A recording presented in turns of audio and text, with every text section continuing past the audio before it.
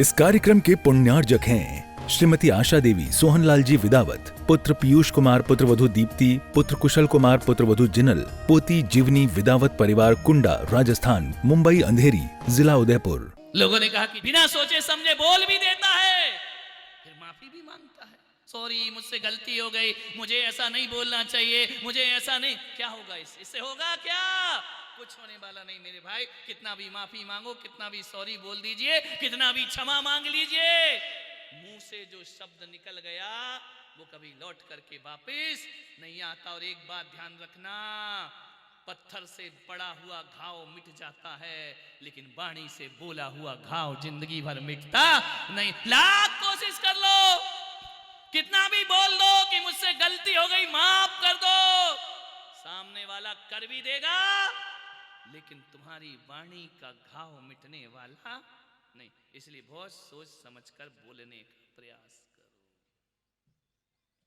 एक वो बंदर देखा तुमने? टीवी पे देखा होगा, इंटरनेट पे देखा होगा, डिस्कवरी पे देखा होगा। वो होता ना, वो बिल्कुल काला,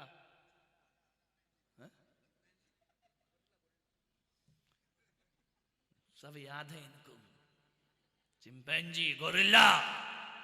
ध्यान रखना, क्योंकि ये शब्द घर में रोज सुनते हैं तो वो याद रहते हैं। ध्यान रखिए, विचार करना।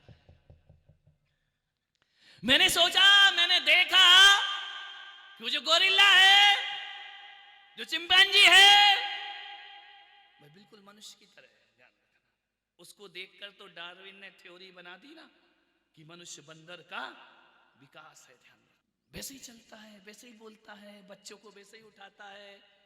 माँ जो होती है वो स्तनपान कराती है, आप जाओगे तो हाथ भी मिलाएगा, आपके सिर पे हाथ भी फेर देगा, आपको गले भी लगा लेगा। इनका ये बंदर सब कुछ कर रहा है मनुष्य की तरह, फिर ये मनुष्य क्यों नहीं बन गया? ये बंदर क्यों बन गया? ये गोरिल्ला क्यों बन गया है? मैंने उसकी तरफ देखा और मैंने सोचा, क्या वजह है कि ये बंदर है, वो क्या वजह है कि हम इंसान हैं। उसके हार्मोन्स देखो, उसके जीन्स देखो, तो ध्यान रखना 98 जीन्स गोरिल्ला के और मनुष्य के एक से हुआ करते हैं। बस दो चीज की उसमें कमी है, वो दो चीज तुम में ज्यादा है। पहली चीज कि वो आदमी की तरह बोल नहीं सकता, और दूसरी चीज आदमी की तरह सोच नहीं सकता है। ध्यान रखना। तो डूंगरपुर वालों, मैं आपको कह रहा हूं कि यदि आप भी आदमी की तरह बोलना भूल गए और आदमी की तरह सोचना भूल गए, तो आप भी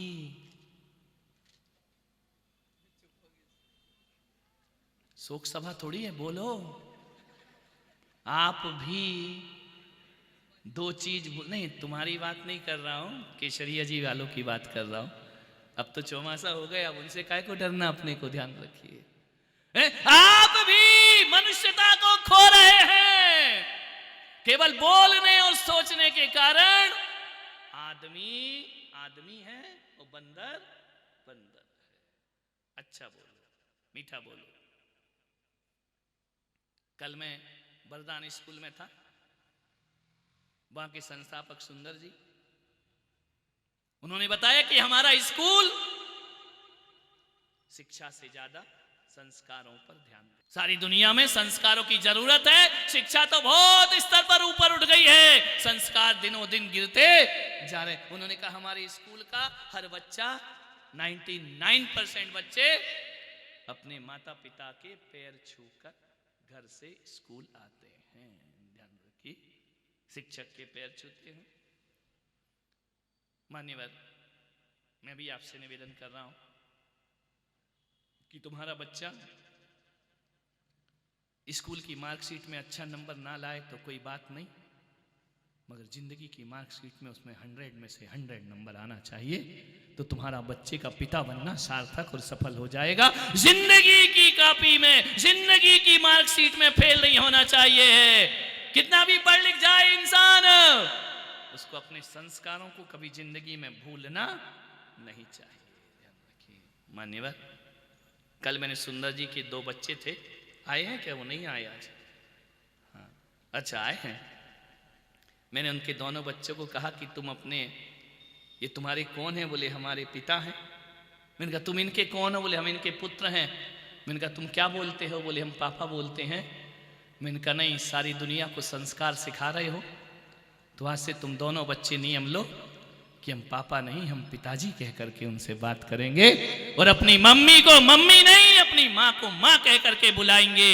ध्यान रखना, माँ शब्द में बहुत वजन हुआ करता है, ध्यान रखिए। माँ शब्द में रिश्ते हुआ करते हैं, पिता शब्द में संवेदनाएं हुआ करती हैं। ये डैडी बोलने में संवेदनाएं नहीं हुआ करती हैं, आत्मीयताएं नहीं हुआ करती हैं। आज मैं आपको पाठ पढ़ा रहा हूं, हर माँ बाप को हिंदुस्तान को बदलना है, इस परिवार को बदलना है, जिंदगी को बदलना है। अपने घर में सबसे पहले आज से ही शुरू करना।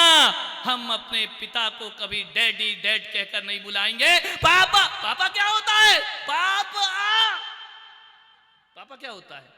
पापा। आपको काय को बुला रहे हैं मेरे भाई? ध्यान रखना अपने घर में। मम्मी का क्या अर्थ होता है? मिस्र की मरी हुई लाश। ध्यान रखना, इसमें कौन से संबंध है? मोम कहने में ध्यान रखिए, सबसे पहला संबंध यही होना चाहिए। हर बच्चा, हर बेटी, हर बहू अपने से बड़ों को, अपने ससुर को और अपने पिता को पिता कह करके संबोधन करे। मैं कहता हूं ये वाणी तुम्हारे जीवन में के लिए एक बहुत बड़ा धर्म ग्रंथ बन करके तैयार हो जाए। पिताजी कह करके बुलाओ, माता कह करके बुलाओ, माँ कह करके बुलाओ। मैं किसी बच्चे से बात करता हूं तो कभी ये नहीं बोलता हूं कि तुम्हारी मम्मी कौन सी है, मैं बोलता हूं तुम्हारी माता कौन सी है और तुम्हारे पिता कौन से हो। जबकि आज भी हिंदी में तुम कागज पर यही लिखते हो, जब जीवन परिचय आता है तो माता पिता लिखा जाता है, मॉम डैड नहीं लिखा जाता है। ध्यान रखिए, पहला संबोधन सुधरना चाहिए। एक बात याद रखना, ये संबोधन आदमी को आदमी से जोड़ते हैं और ये संबोधन आदमी को आदमी से, संबोधन हमारे बहुत अच्छे होना चाहिए। ध्यान रखिए, पिता के प्रति क्या संवेदन होना चाहिए, मां के प्रति क्या संबोधन होना चाहिए, बहू के प्रति क्या संबोधन होना चाहिए। मान्यवर, बात बहुत छोटी है लेकिन समझ सको तो बात बहुत बड़ी हुआ करती है। एक बार जरा घर में 1-2 दिन तो शर्म लगेगी तुमको, क्योंकि जिंदगी पापा पापा डैड डैड कह के बीत गई। 1-2 बार शर्म लगेगी, लगने दो शर्म, कोई बात नहीं है। एक बार हंसी आएगी, 2 बार हंसी आएगी, धीरे धीरे मैंने कहा आदत पड़ जाएगी। एक बात याद रखना, जब आप पिता बोलते हो तो रिश्ते बताने की जरूरत नहीं हुआ करती है। आपने कहा ये हमारे पिता हैं, ये संस्कारों का नहीं ब्लड का रिश्ता अपने आप पता चल जाया करता है। पिता बोलना सीखो, बहन को बहन, बड़े तात बोलो, पिता बोलो, ये हमारी भाषा हुआ करती है, ये भारत की भाषा हुआ करती है। सीरियल देखते हो, शब्द नहीं सुना, रामायण देखी, महाभारत देखी, पिताश्री कह करके बुलाया जाता है। ध्यान रखिए, भ्राताश्री कह करके बुलाया जाता है। मान्यवर, जो संबंध हैं उनको शब्द बनाने का प्रयास करो, तुम्हारी जिंदगी में आनंद अपने आप बरस जाएगा। ध्यान रखिए, संबंधों को, महाराज, हम लोगों को महाराज कहा जाता है। यूपी में जाओ तो महाराज खाना बनाने वाले को कहा जाता है। वहां हमारी बेइज्जती हो जाया करती है कि महाराज कौन है। अरे महाराज का मतलब, हम लोग महाराज नहीं है। जब भी तुम्हारे नगर में मुनि महाराज आए, माता जी आए, तो महाराज कह करके नहीं, उन्हें गुरुदेव कह करके संबोधित किया जाना चाहिए। उन्हें गुरुदेव कह करके पुकारा। गुरुदेव में आत्मीयता है, गुरुदेव में संबंध है, गुरुदेव में भक्ति का झरना बहा करता है, महाराज में नहीं बहा करता है। महाराज तो दुर्योधन भी कहता था अंधे धृतराष्ट्र को कि महाराज, वो महाराज थोड़ी, ये संत है, ये गुरुदेव है, ये तुम्हारे जीवन की बहुत बड़ी संपदा हुआ करती हैं। तो मैं चाहूंगा कि आने वाले 1-1.5 महीने में डूंगरपुर के मैं मकान बदल पाऊं या ना बदल पाऊं, डूंगरपुर के मैं व्यापार बदल पाऊं या ना बदल पाऊं, डूंगरपुर के लोगों को बदल पाऊं या ना बदल पाऊं, तुम्हारे संबोधन बदल दिए तो एक बात याद रखना डूंगरपुर वालों, कि जहां संबोधन अच्छे होते हैं वहां संबंध अच्छे हुआ करते हैं, और जहां संबोधन खराब होते हैं वहां संबंध खराब। विवेकानंद पहली बार विदेश में गए, अमेरिका में जाकर उन्होंने उपदेश किया। उन्होंने पहला शब्द बोला, जिससे पूरा अमेरिका उनका कायल हो गया। उन्हें ये नहीं कहा कि लेडीज एंड जेंटलमैन, उन्होंने कहा भाइयों और बहनों। ध्यान रखिए। और अभी मोदी जी भी क्या बोलते हैं, बोलो भाइयों बहनों। ध्यान रखना, महिलाओं नहीं बोला जाता है, पुरुष नहीं बोला जाता है। तो भगवान महावीर ने तो और अच्छा शब्द दे दिया कि यदि तुम जैनी हो, लेडीज जेंट्स नहीं, भाई बहन नहीं, हमें अपनी संस्कृति को जीवित रखना है तो श्रावक और श्राविका कहकर संबोधन करना चाहिए। जो भी धर्म से जुड़ता है, ये श्राविकाओं का समूह है और ये श्रावकों का समूह है, ये श्रमणों का समूह है। ध्यान रखना, ये हमारी पहचान। बात छोटी है, इन शब्दों से ही महाभारत होती है और शब्दों से जीवन में आनंद की बरसात हो जाए। शब्द अच्छे बोलिए। बहू को कहोगी ये बहू, वो भी कहेगी बोल अम्मा। बहू को कहो बहू रानी, तो बहू क्या बोलेगी, बोलिए। यहां सब सासू ही दिख रही, बहू एक भी नहीं है क्या? आवाज ही नहीं आ रही है। ध्यान रखना। तो वो भी तुमको माताजी कह करके बुलाएगी। ये वाली माताजी नहीं, वो वाली माताजी। और जितने सम्मान से तुम हमारी माताजियों से बोलते हो, डूंगरपुर वालों, इतनी सम्मान से बहू अपनी सासुओं से माताजी बोल दो। ध्यान रखना, घर की चाबी तुम्हें मिलेगी, किसी और को मिलने वाली नहीं। वाणी से सब कुछ होता। मीठा बोलो, अच्छा बोलो, प्यार से बोलो, प्रभावी ढंग से बोलो। एक बात बताओ, एक बहू बहुत दहेज लेकर आई है, बहुत बड़े घर की है, पैसा लाई है, गाड़ी लाई है, मोटर लाई है, कार लाई है, बहुत पैसा लेकर आई, दहेज मोटा लेकर आई, लेकिन बोलती मीठा नहीं है। और एक बहू पीहर से कुछ लेकर नहीं आई, लेकिन जब बोलती है तो मुंह से फूल झरते हैं। बताओ हकीकत में किस बहू को ससुराल का प्यार मिलेगा? ज्यादा दहेज लाने वाली बहू को या फूल सी वाणी बोलने वाली बहू को दहेज प्यार मिलेगा? बोलिए, आपसे निवेदन है, आप अम्माओं बताओ, सासुओं बताओ, कैसी बहू चाहिए? पैसे वाली नखराली चाहिए या गरीब की हो लेकिन मीठा बोले तो उसकी वाणी सुन करके तुम्हारा दिल ऐसा करे कि हे भगवान, कौन सा पुण्य किया था जो बेटी से भी ज्यादा सुंदर मैंने बहू को प्राप्त किया है। बोलने का, बोलने का। सासू अपनी बहू से इतना मीठा बोले, इतना मीठा बोले, इतना मीठा बोले कि बहू पीहर का मोबाइल नंबर भूल जाए। ध्यान रखना, कितना मीठा बोले कि बहू अपनी मम्मी का मोबाइल नंबर भूल जाए। और बहू अपनी सासू से इतनी अदब से बोले, इतने सम्मान से बोले, इतने प्यार से बोले कि गर्मी की छुट्टी आए और जब तुम्हारी ननंद आए तो तुम्हारी सासू कहे बेटा तू आया ना, लेकिन बहू रानी तू पीहर मत जाना, मैं तेरे बिना जी नहीं सकती हूं। ध्यान रखना, विचार करना है आपको। सारा खेल किसका है? जुबान का है। मीठा बोलो। किसी चौराहे पर कोई दुकान लगी है, एक ही दुकान बहुत चलती है, एक की दुकान में बोहनी बट्टा नहीं होता, माल वही है, रेट वही है, स्थान वही है, मौके की दुकान है, एक की बहुत चलती और एक की बिल्कुल नहीं चलती है। ये किस्मत का दोष है या व्यवहार का दोष है? बोलिए, हर चीज किस्मत पे मत डालो। जो बड़ा व्यवहारिक होता है ना, जो अपनी दुकान पर आए हुए ग्राहक को भगवान समझता है, मैं कहता हूं उसकी दुकान में सुबह से शाम तक भीड़ रहा करती है। और जो दुकान में आए हुए व्यक्ति से मीठा नहीं बोल सकता है, उसकी दुकान ठप होने में ज्यादा देर नहीं लगती है। वाणी का ही सब खेल है, ध्यान रखना।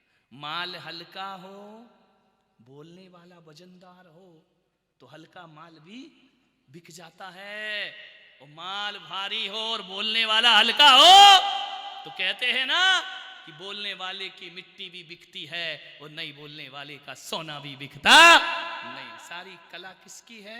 बोलने की। ध्यान, बोलना सीखिए। विचार करिए। महिलाओं से पूछूंगा, जीवन में स्मार्टनेस का ज्यादा महत्व है या बोलने का?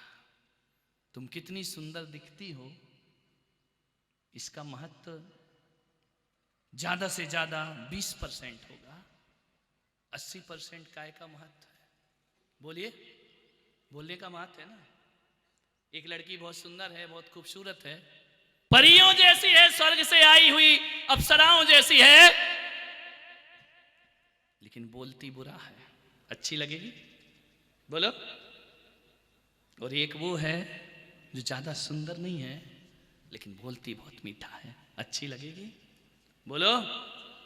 लिपस्टिक लगाने से जीवन सुंदर होता है या मीठा बोलने से जीवन सुंदर होता है? मैं आपसे पूछ रहा हूं, कौन होता है सुंदर? लिपस्टिक लगा के भी यदि अंगार उगले तो उस महिला के पास कोई बैठने को तैयार नहीं होगा, लेकिन बिना लिपस्टिक लगाए काले ओंठ वाले भी यदि फूल झराती है तो हर कोई उसके साथ बैठने को तैयार हो जाया करता है, उसके साथ रहने को तैयार हो जाया करता है। विचार करिए, ओंठ लाल करो या ना करो, आदमी की, महिलाओं की वाणी बहुत मीठी होना चाहिए, ध्यान रखना, इतनी मधुर वाणी होना चाहिए। लता मंगेशकर शायद बहुत सुंदर महिला नहीं थी, बहुत खूबसूरत नहीं थी, लेकिन आवाज में वो दम थी कि हर आदमी उसकी आवाज को सुनने के लिए बेताब रहा करता था। वाणी अच्छी होना चाहिए। बोलो, लिपस्टिक जरूरी है या मीठा बोलना? बोलो। तो लिपस्टिक के लिए काहे को मरी जाती है तुम लोग? ध्यान रखिए। एक बात बताओ, विचार करो, सोचो, यदि लिपस्टिक से ओंठ सुंदर होते हैं, तुम लोग जरा ध्यान देना रे, लिपस्टिक से ओंठ सुंदर होते हैं, लिपस्टिक ही आकर्षण का केंद्र है, एक बात का उत्तर दे दो मुझे, डूंगरपुर की श्राविकाओं, मैं आपसे उत्तर चाहता हूं, यदि लिपस्टिक में आकर्षण है तो फिर तुम बिना लिपस्टिक वाले पे मरती काहे को? ध्यान रखिए, ये किस पे मरती हैं? बोलो। तुम लोग तो नहीं लगाते ना, नहीं लगाते, फिर भी तुम्हारे बिना लिपस्टिक वालों पे माँ बाप को छोड़ के भाग जाया करती हैं। ध्यान रखिए, इसका मतलब है लिपस्टिक सौंदर्य नहीं है, सौंदर्य तो आदमी की जुबान होती है। मीठा बोलो, जीवन में आनंद बरस जाए। इस कार्यक्रम के पुण्यार्जक थे श्रीमती आशा देवी सोहनलाल जी विदावत, पुत्र पीयूष कुमार, पुत्रवधू दीप्ति, पुत्र कुशल कुमार, पुत्रवधू जिनल, पोती जीवनी विदावत परिवार, कुंडा, राजस्थान, मुंबई अंधेरी, जिला उदयपुर।